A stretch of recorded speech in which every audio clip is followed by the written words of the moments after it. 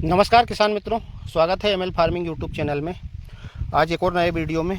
और किसान भाइयों, आप मेरी चैनल पे अगर नए हैं तो चैनल को सब्सक्राइब जरूर कर लें और बेल आइकन को भी प्रेस कर लें ताकि आपको मेरा आने वाला वीडियो मिल जाए। तो चलिए किसान भाइयों शुरू करते हैं।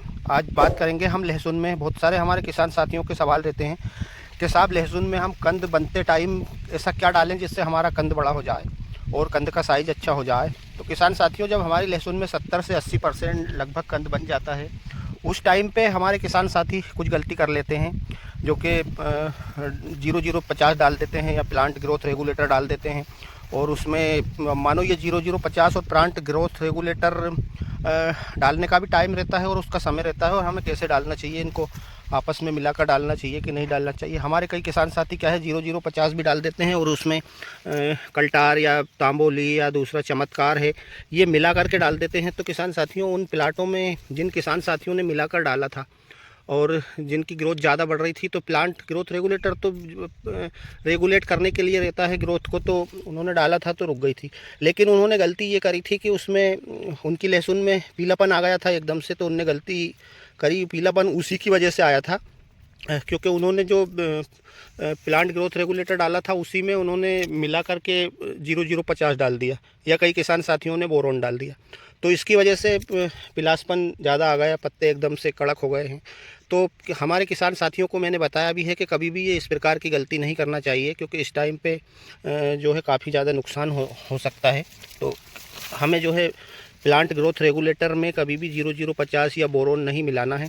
हाँ, यदि आपको डालना है तो आप उसको जैसे आपने अभी वो डाल दिया, प्लांट ग्रोथ रेगुलेटर डाल दिया, उसके बाद में 0050 या बोरोन नहीं डाला है, तो उसको आप अलग से डाल सकते हैं। 1 या 2 दिन का गैप रख करके डाल सकते हैं। तो उससे क्या है, आपकी लहसुन का कद भी अच्छा बनेगा और ऊपर से पिलासपन भी नहीं आएगी, क्योंकि प्लांट ग्रोथ रेगुलेटर तो उसको रेगुलेट करता है, तो वो जाहिर सी बात है कि उसमें पिलासपन आएगा। तो इसलिए आपको उसको अलग से डालना है। और ख़ास चीज़ तो है, इस टाइम पे जो कंद बनता है वो कंद इन सब ऐसी कोई सी दवा नहीं है जो कंद फुलाने वाली या कंद बढ़ाने वाली या चमक बढ़ाने वाली। इस टाइम पे आपको सिंचाई का विशेष ध्यान रखना है आपको। और ख़ास तौर से अंतिम सिंचाई के बारे में मैंने वीडियो डाला था, तो वो आप लोगों ने देखा भी है, तो अंतिम सिंचाई का मैंने बताया भी था। लेकिन जो एकदम से पिलासपन आ रहा है, तो उस बारे में मैंने देखा कई प्लाटों में, कई किसान साथियों के खेतों में, तो वो पिलासपन आया है उनका इस स्टेज पर 0050 जो है उन्होंने प्लांट ग्रोथ रेगुलेटर में मिला करके डाल दिया था।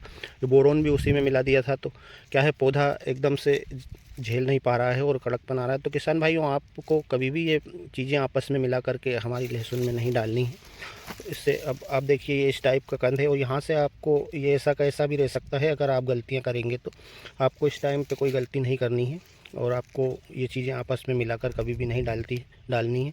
आप इस टाइम पे जो है सिंचाई का विशेष ध्यान रखें और आपकी लहसुन में नमी बना करके रखें, तो आपका कंद अपने आप ऑटोमेटिक अच्छा बन जाएगा। उम्मीद करता हूँ साथियों, जानकारी आपको अच्छी लगी होगी। मिलते हैं नेक्स्ट वीडियो।